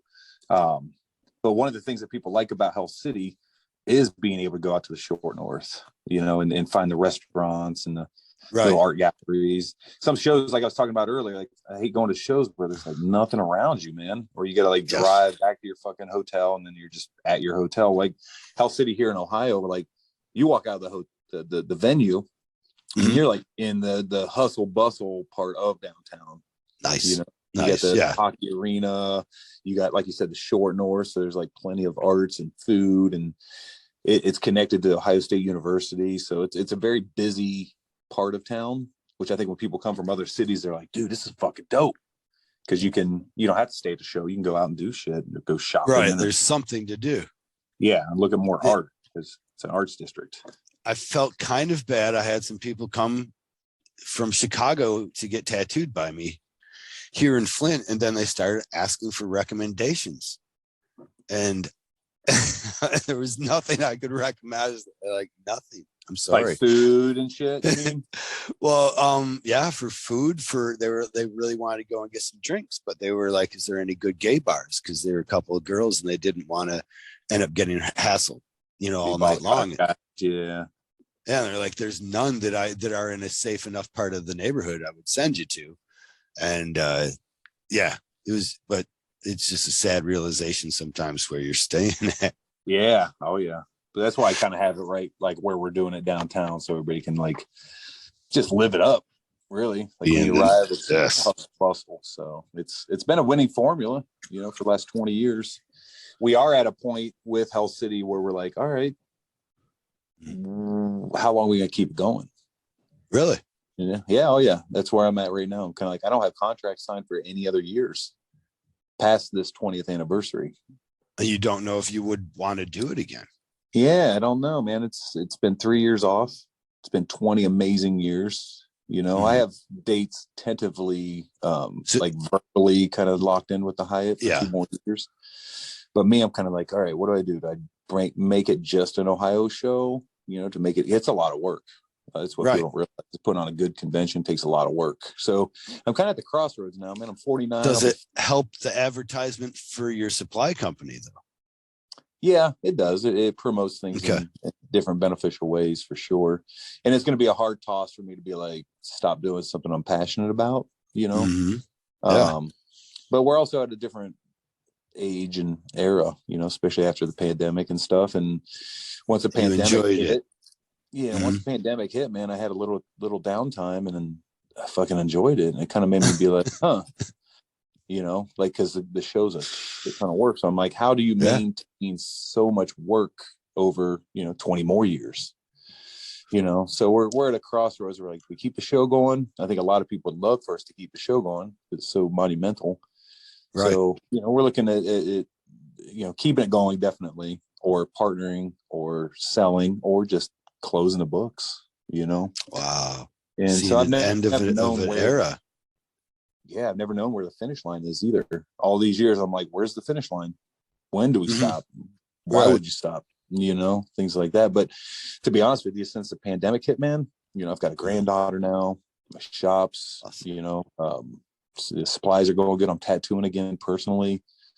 And it's alleviated a lot of stress that I had in my life that I didn't realize was coming from organizing a convention. If that makes any sense, you know? So I don't know. I'm really as soon as it was gone, and that was the only part that really changed for you, was you didn't have that to worry about, right? Yeah, I didn't have that stress, and I was kind of like, whoa, this is why I'm on edge. This is why. You know?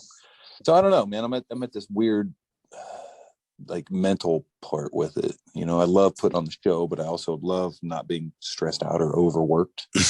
I love looking back on accomplishments and being like, you know what, you did everything fucking right. You know, I wouldn't, it's like a fighter. Like, you don't want to end on a loss. So you come back and you try to win. You know, I feel like we've had losses. We've never really had a bad year at Hell City ever. We had one slow day at Hell City. And you know what day that was? What? Conor McGregor fighting Floyd Mayweather. Like, no fucking shit, dude. We couldn't even, it's funny because like, we definitely noticed our crowd like die down after like 3 p.m. because they were probably all going to fight parties. Right. Yeah. Big thing, you know? So it was a pricey fight. You had to spread it out amongst many. Yeah. And then we had one of our artists was like watching the fight in his booth, and he had it on like his TV. So it came to tattoo of the day. We were like, all right, tattoo of the day. And we're like, where the fuck is everyone? Yeah, they were in the aisle. Everybody, the whole convention, watching his fight. Went over his little phone there or something. People like standing on their tables from the other aisle, looking over the pipe and drape to see the TV. Oh wow! The aisle, people on people's shoulders. So what were you like? Fuck you, Mayweather. Fuck you, McGregor. Yeah. And what we did is we fucking put the microphone down. We went and watched because we were like, dude, it's pointless. So we waited for the fight. Then we were like, all right, we're gonna pick back up where we were. And then we just kind of, you know, went back on with it. But that was the only slow day we've, you know, besides Friday, the beginning of Fridays at any show are kind of slow. Did you catch all the rounds of the fight then? Or did you? Okay, right on. Because you started to notice right away that it was dead like that then. Yeah, within that first round, we're like, well, all right, let's go watch. All right. And then it went, I don't know. I mean, I felt like it went exactly as you would imagine it. And I guess like it should have gone. It was like a cocky guy gets in there, puts himself out hard for the first 3 to 4 rounds, starts to even off and slow down. And then the weathered, schooled professional boxer takes him to task, starts turning it on. Yeah. Yeah, exactly. That would have been crazy if Conor would have been able to beat one of the greatest boxers ever. Yes. Yes. You know? And it was, I'd never imagined it was possible. Even I had so many of my friends that were willing to bet me. And the first few rounds were so fun because they were also exciting up for the Conor side, you know, that Conor was at like the pinnacle of his career at that point too. You know, so pretty amazing. Look forward to him coming back. Let me get to the boring parts. about here for True the boring Tubes. part. Are you here for the boring parts? I'm not here for that. I got to go.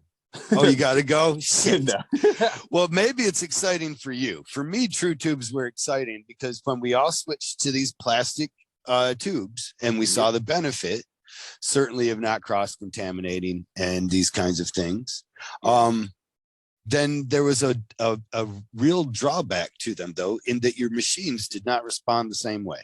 Exactly. And that's, you know what, like being an older tattooer too, man, I wanted to go disposable because I saw, you know, all the kids were doing. I was like, that has to save so much fucking time and cross-contamination prevention with scrubbing tubes. And so you couldn't wait to stop scrubbing tubes. Yeah, man. Fuck. So I sat back and I was like, all right, because I knew that, you know, I tried it with plastic, you know, plastic tips and stuff like that. And I just, the friction that it creates between the metal needle and the plastic tip just makes your machine run slower. You didn't have the zip, you know, that a traditional steel tube would have. So, and we didn't have the rotary machines that would just push through it like they kind of do nowadays. This seems to get rid of it. Mm-hmm. But I was working coils, and so were a lot of artists still back then. So I just sat back and I was like, somebody's going to do something. Somebody's going to do something. Somebody's going to develop something. And nobody did. So then I was like, all right, I got to take this into my own hands. And this is when I had just sold my studios. So I'd sold both Stain Skin tattoo studios, and I was only focused on my tattooing in Hell City. And then I started to do product development pretty much out of my home, like the home studio. And I started Frankensteining.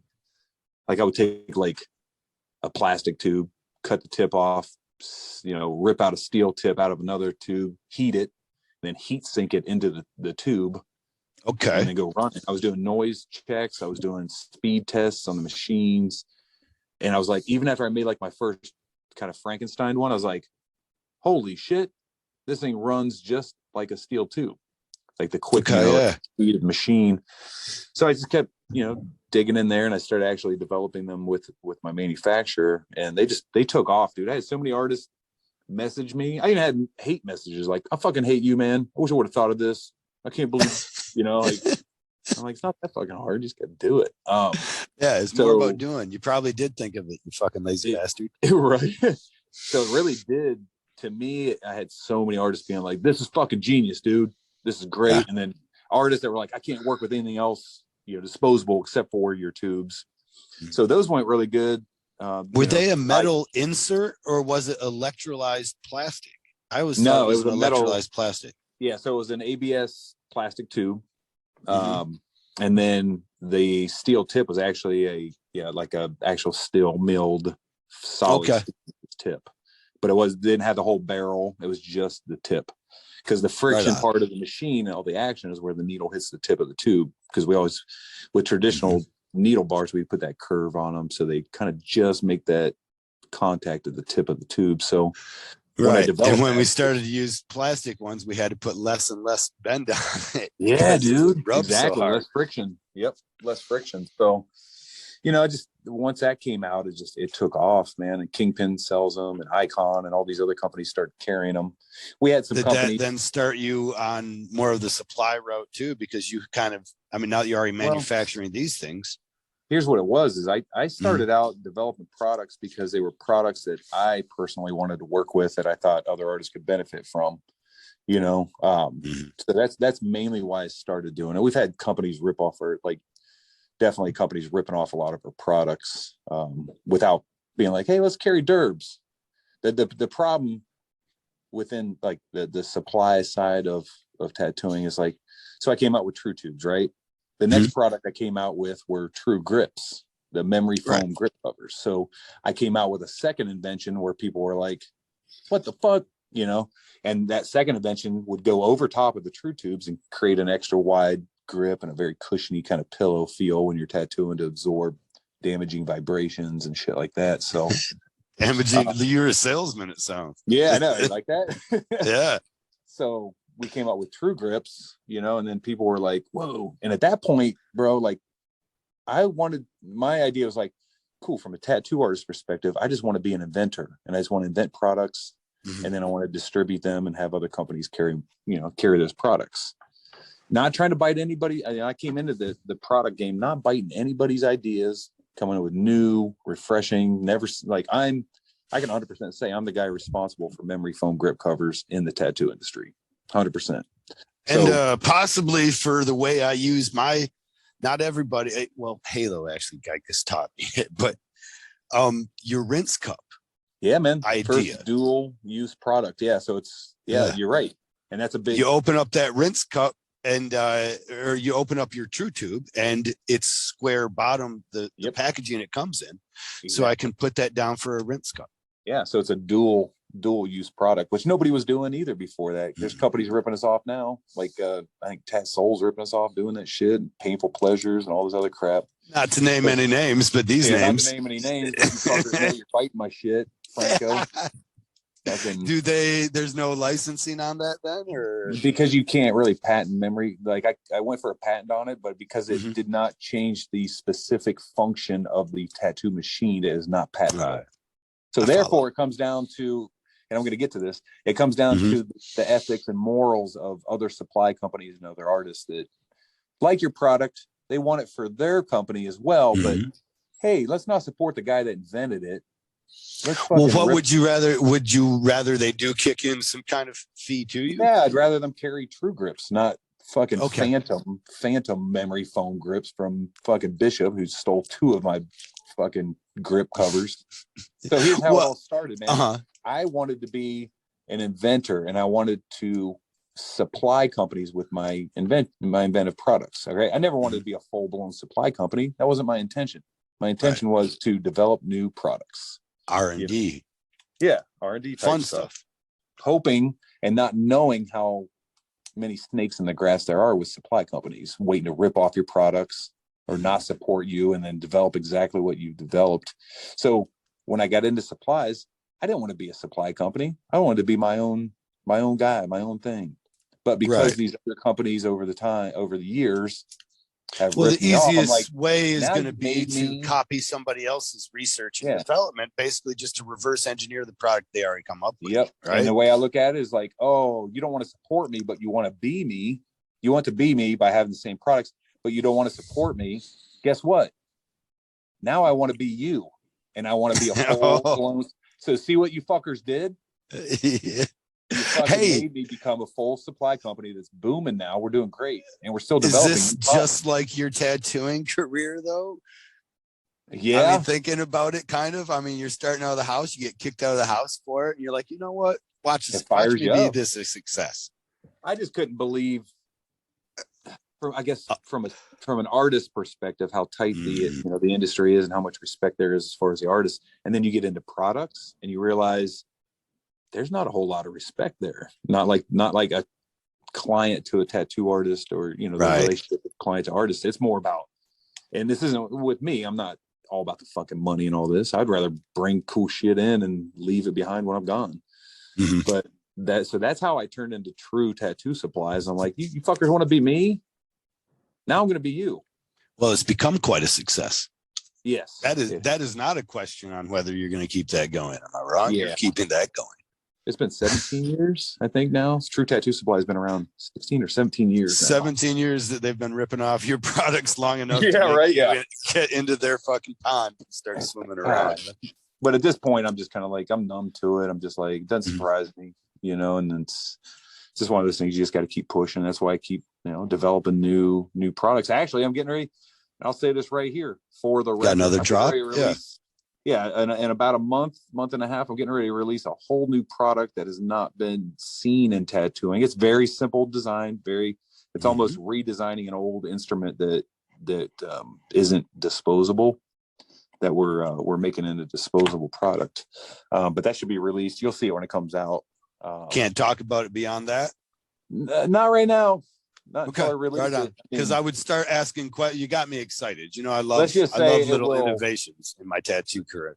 Yeah, let's just say it will mix ink. I'll send you something. I'll text you after this, but it deals with tattoo artist ink, and it's not an ink company. It's just it's a simple little item that I've fucking designed and manufactured, but it will be interesting to me 17 years later to see who wants to rip this thing off. I was gonna say, to see how quick it goes through the mill, huh? Yeah, who's gonna sit on the front seat of their couch and watch what I'm doing and rip it off, Franco.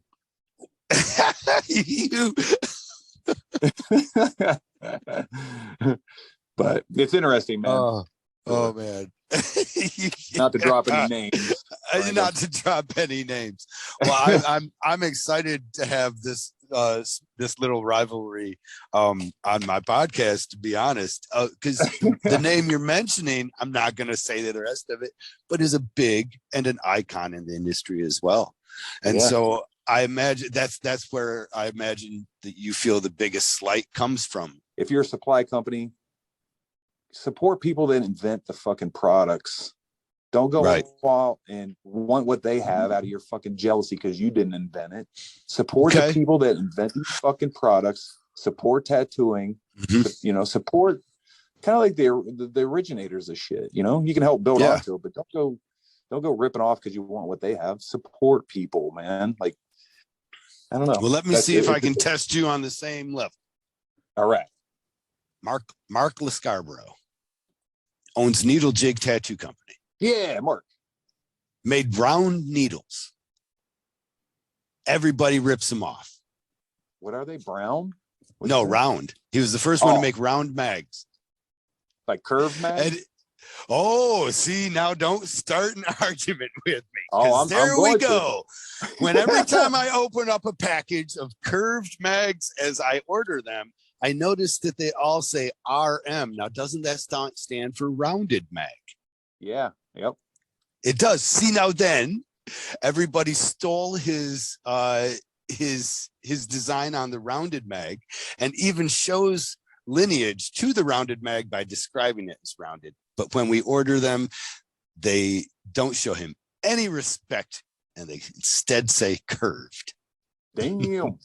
Holy shit. Now, when is Mark saying he invented the rounded mag? But my first experience with any rounded mag was when I bought from needlejig.com a jig. And it's called Needle Jig because he wasn't making rounded mags. He was giving you the jig to make them first. Yeah. So I think the fact that he gave the jig though first kind of possibly screwed up his ability to make any claim on the needles that would come out after, right? Because you made the thing to make them. Are you telling me I can't make them? Yeah. We used to make those back in 1994 when we were hand soldering needles, and it would be a flat razor blade on your mag. And then you just kick back the edges a little bit and it curves. So you just kind of like rotate the razor blades, your button up to the end. And you were doing them by hand or not? Yeah, we were doing by hand. Yep. So you would just kind of you would just turn it a little bit out over a soft surface? Yeah, so you use your piece of glass, you got your needles down, you know, and then 1994. This is 1994, 1995. I used to solder needles all the way through about 2000, right around there. Oh, yeah. But no, we were doing curved mags, dude. We were doing angled mags, right-handed, left-handed angled mags. Just because I've seen people trying to claim those, like, I invented this. And it's like, bitch, I was weird. I'm not going to claim that I invented this shit because I'm sure fucking old timers are doing it too. I think microblading is really fancy for doing, or popular for doing those angled mags. It's almost the only place I really see them besides that. Yeah, you're right. Yeah. What were you using an angled mag to achieve? At that point, we weren't doing like a hard angle, mainly just to cut into corners, to almost be able to line with it a little bit differently. Yeah. But you would only have it set up for that one purpose? You wouldn't use it throughout the whole tattoo? Kind of. To me, it was more of I could work perfectly fine with a flat mag. Right. You know, it was more of that novelty. Yeah. Like, it's a curved mag for black and gray. It's softer. You don't have the hard edges. Yeah. That's what we were doing back in like early 90s, you know, mid-90s. And now you're like, it's a square. Yeah, that's square. I don't need that shit. I just tip it on its side, man. I don't need that shit. I made a decahedron. I don't know if it has a purpose. I got it though. Fuck you. But I've always said this is kind of like the age of reinvention with tattooing as well. You know, like Geitchen has the reinventing, but it's reinvention as far as like products and things like that too. Yeah. No, I think we're going back to the rotaries. You know, one of the first tattoo machines was a rotary, and that's older than the coil machine. Mm-hmm. Did you know that?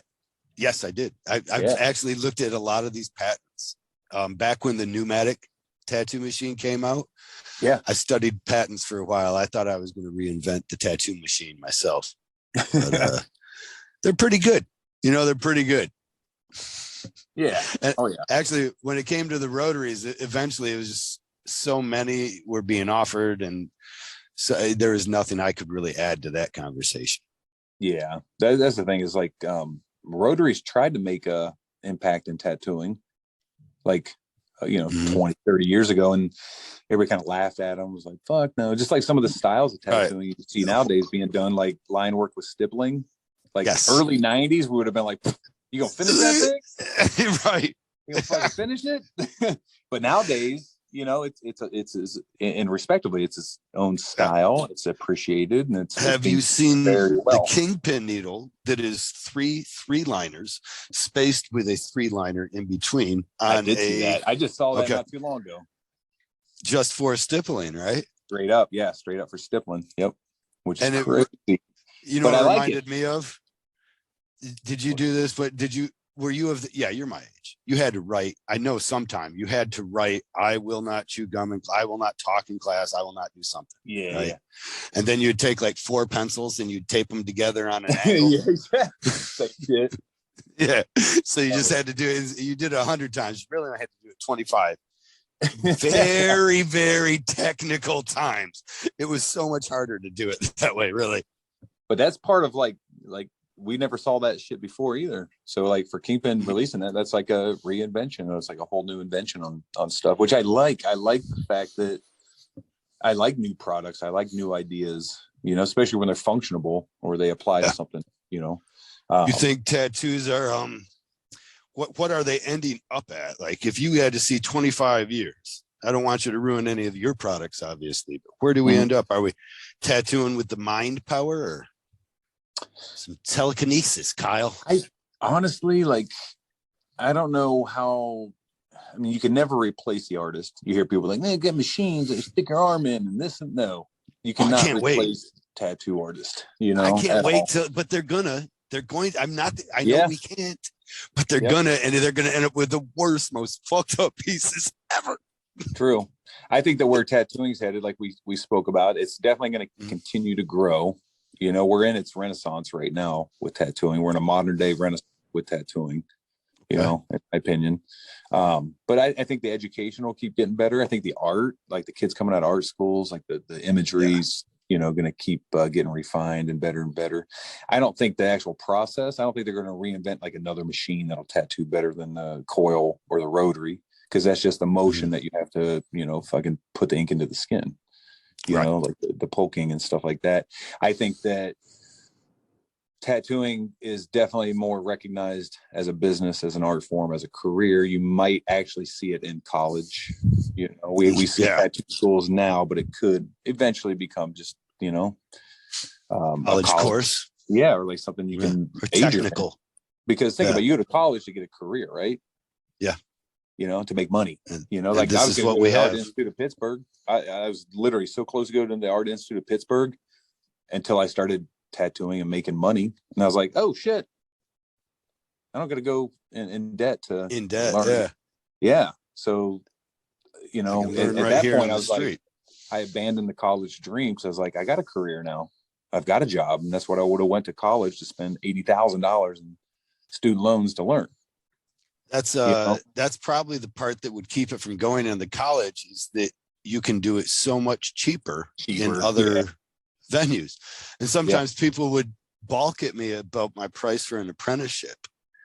They'd be like, what? That's crazy. And you're like, are you kidding me? Go to without college. Realizing the amount of money that they would make from putting the time, So I see tattooing just doing nothing but going up. I think we're at a great time. We've all got to see tattooing, being more recognized and accepted.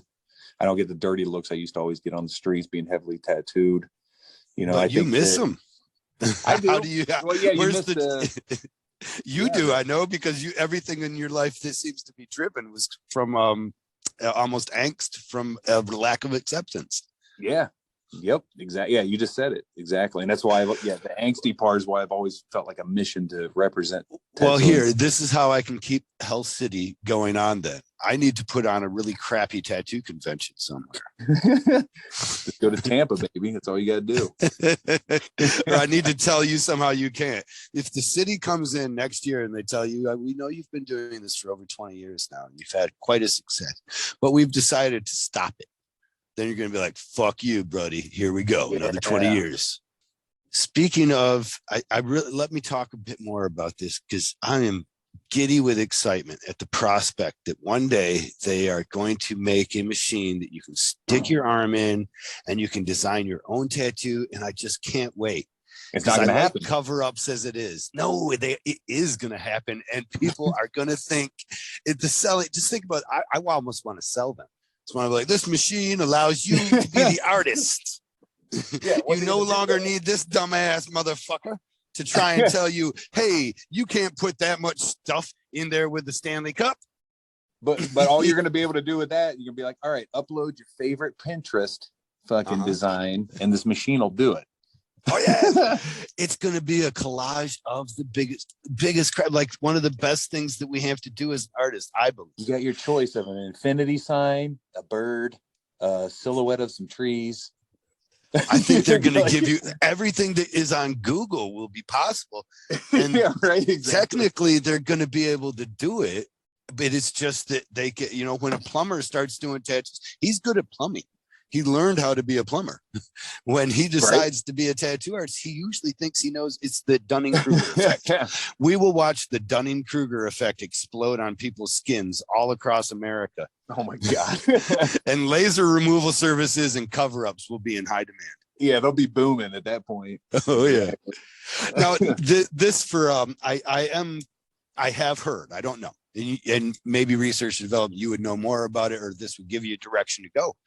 I have heard that the razor blade that I use to shave my face, the electric razor, actually has a computer in it that senses which type of skin it's working on to adjust the possible speed, or maybe how hard it's really? I don't know.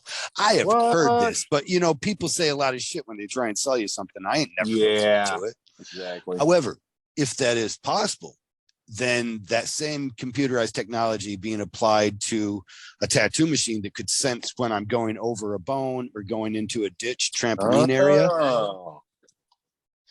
Almost like detecting the thickness of the skin or what's below it. Yes. And what makes me think that would possibly go on is just how pissed I would be as an old timer as soon as these fucking new kids come up with their they ain't got to learn how to put it in the ditch. They just run the machine over it. They just use the computer. Yeah. I'm going to be so pissed about it. And that's how I figure I know it's going to happen as well. You're like, I'm already calling it. Yeah, I'm shaking my fists at the kids, driving down the alleyway. Leave my garbage alone. Take one over my tin cans. These kids nowadays, they're newfangled tattoo machines. I was just hanging out with Gil Monty, actually. He hanging out in my booth while I was tattooing for days in Tampa and shit. And his whole thing was just like, what do you say? He goes, you know what the new seminar is? Fucking quit teaching seminars. You guys are fucking. He's like old timer, he's like, y'all fucking teaching these goddamn seminars. That's what's wrong with this fucking industry and why everybody's fucking flooding it right now, because y'all teaching everybody fucking everything. He's like, the old he's got to be most pissed at you. Yeah, he's got to be pissed at you the most. Yeah, no, that's why he was telling me. He's like, quit fucking teaching. I'm like, yes, sir. I leaned into him at a show and I said, I really get it, man. I really am marvel of, and I think it's awesome that you've found a way to just do skulls your whole life. Because if I could, that's all I would do. And he said, get your own fucking gimmick. God damn it. Yeah. Yo, he's funny as shit, man. He's so like, that's my shit. Right. But I told him too, after that, I was like, my seminars don't really I don't teach you how to tattoo. Mine are like health, health seminars and shit. But you know what, when he said that though, I was kind of like, it really resonated. To tell you the truth, it really resonated, where I'm like, you're totally fucking right. Everybody's teaching, and it's free. The information is free. I think there's a price to be paid. I don't think that it's all bad, but I think there's a price to be paid. And the old timers are the ones that feel it possibly the most. Yeah. And that's why the old timers are rolled in their graves probably seeing what's going. You know, they probably like the acceptance, but they're like, don't fucking teach everybody. God damn it. Yeah. But it's one of those things that we found out that you couldn't hold somebody back from. You could almost do better to stop some people from learning by trying to easily give them the information. Yeah. You know? Oh yeah. And then they're not interested. Like I found that for myself as well. They told me I couldn't, so I did. You know? Yeah. And my dad kicked me out of the house. Look at me now. I know that's you know, it's like that. Like they're logs on the fire. Mm-hmm. Man, they are. They're fuel. Well, with that, I think I may have stayed too long. I don't know that I've said too much, but it's kind of my. I don't know if I said too much. Sometimes I get going, and in my brutal honesty, you know, my brutal honesty is with all due respect to everybody, but it's also, in my opinion, except for somebody, I guess. Yeah, but is it wrong for somebody to say it or not to say it? Because if it's not brought up or put into a certain context, then you know. No, if you nobody can talk about the elephant, or nobody can have an opinion about the elephant they don't talk about, right? Exactly. Or not a valued opinion. You can have an opinion, but if you're keeping it to yourself, it's not part of the conversation. Fuck you. Yeah, that's where this has been nice, man. This interview's been good. I've been able to get out some of my opinions and, you know, topics and things like that. If we need to edit, that being said, if we need to edit anything, then you let me know too. Like if you didn't want to go as hard after anybody. No, I'm good. Durb, honestly, thanks for gracing my podcast with your brother. Thanks for having me. I really appreciate it. And we'll talk to you again. We'll see you in Hell City. Thanks for having me, man. Very briefly, we'll see you in Hell City. We'll pass by, but in my eyes, you will know that I recognize you're too busy to talk. I'll stop and give you a hug. That's all you get. I appreciate it, man. Take care. All right, brother. I'll talk to you soon. Thanks for having me.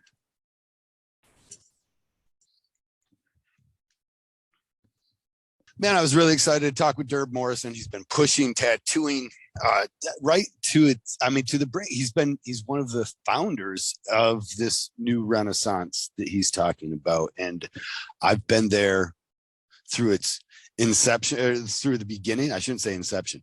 I'm watching it from a magazine. Does that make sense? I didn't know Durb's face, but I knew his name, because his name would always be attached to these tattoo images that were blowing me away. And then finally they did some coverage of Stained Skin, the tattoo studio he talked about, and that was where these awesome artists just congregated. And to have him on my podcast, to me,